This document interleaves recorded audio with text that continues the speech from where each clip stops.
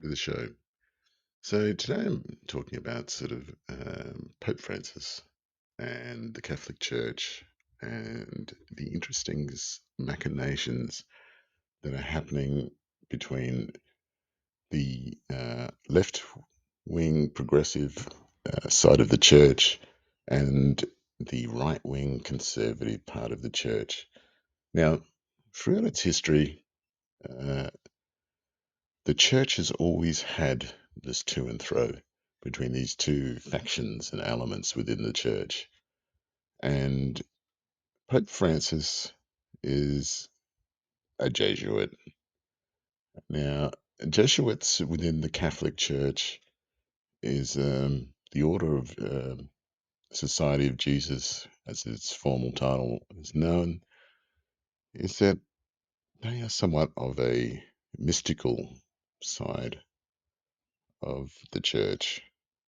Uh, so they are wholly loyal to the Pope, and they are very much an interesting element within the church.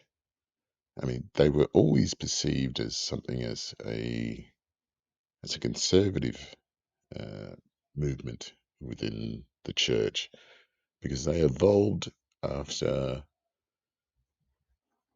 the Protestant church, and particularly Martin Luther, who started the or was one of the forebears and who started the Protestant Christian movement way back in the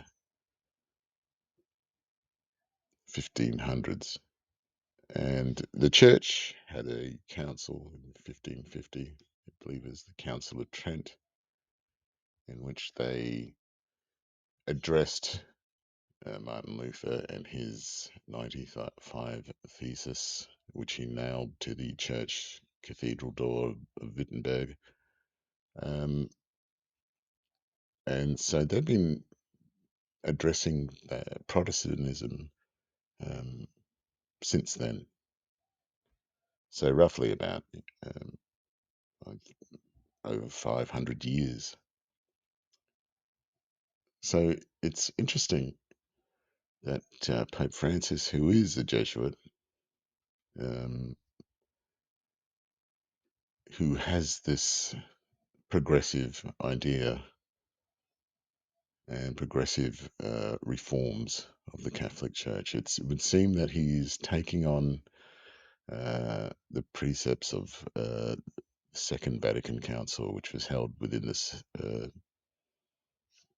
in the 60s, and it was an idea the Pope at the time uh, spoke of throwing open the doors of the church and allowing everyone in.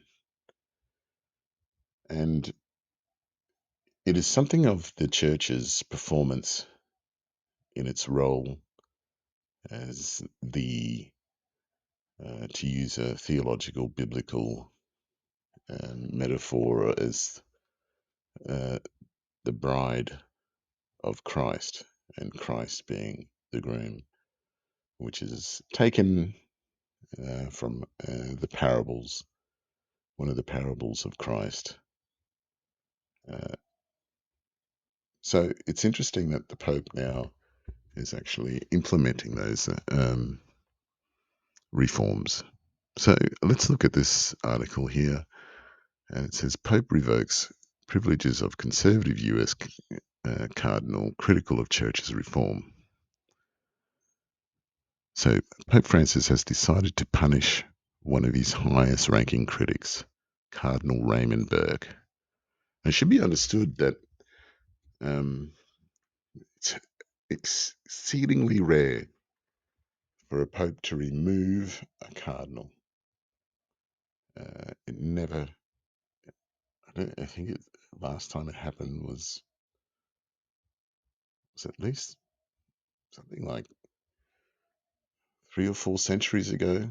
Don't quote me on that, but I I believe it doesn't, it hardly ever happens. It's the Pope is very loath to remove um, any of the princes of the church, as they are known as. So it's a statement and a sign to the rest of the church that this conservative element, and specifically this American conservative element within the church, which I feel has taken on a lot of the flavor of the evangelical American church, which is now sort of QAnon adjacent, MAGA adjacent, conspiracy, um, apostasy. It can't be described as anything else. Uh, the American Evangelical Church has been totally hijacked by this sort of right wing MAGA doctrine of that Trump is somehow some sort of anointed one by God, which is ridiculous, utterly, utterly ridiculous. He has, he has no, he has nothing to do uh, with the ideals of Christianity.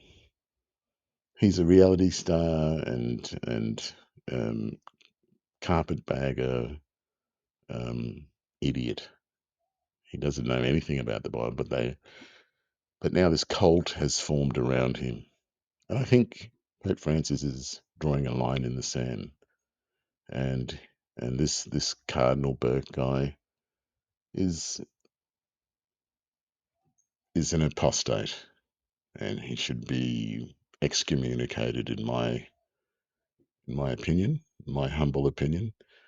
He should be cast out of the church. He's given over to idolatry and heresy, and he should be made an example of.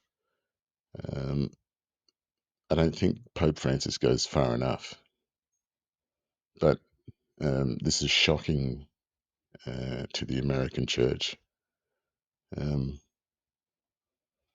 and I think they need to be curtailed because it's just not about them. And this apostasy of Trumpism and the MAGA QAnon garbage should be refuted and dismissed and ridiculed in all sectors of the Catholic Church.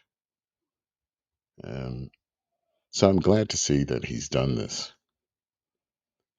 So this Cardinal Burke, let's look at this article and say he's been removed all his privileges and his how it would be a great Vatican apartment and a salary as a retired cardinal. He's using his privileges against the church, the article says, which is true. Um, it's interesting here. Burke has always defended his actions as being of service to the church and the papacy, saying it is his obligation as a cardinal and bishop to uphold church teaching and correct errors. Well, what about your errors? What about your errors of idolatry and worshipping these right wing ideals? Did you not, in your catechesis, learn about the Beatitudes and the mission of Christ? Um, these people are terrible. Um, they're the hypocrites that Christ spoke of.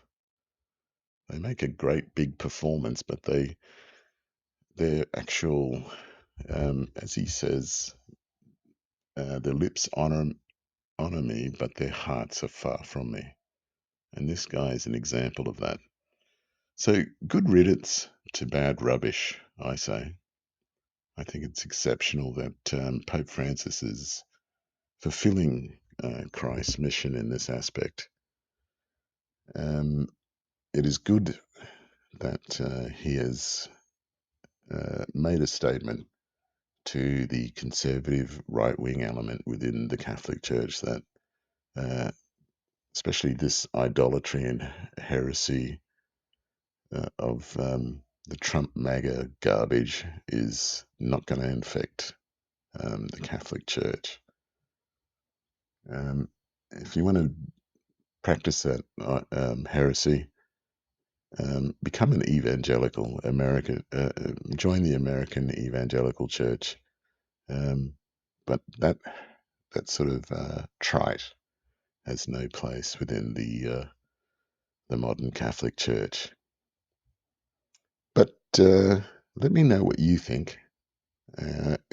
If you agree or disagree, um, put your opinions down in the comments. It always adds for a great discussion. So that's the video for today. Like and subscribe, and I'll see you in the next one. Okay, bye.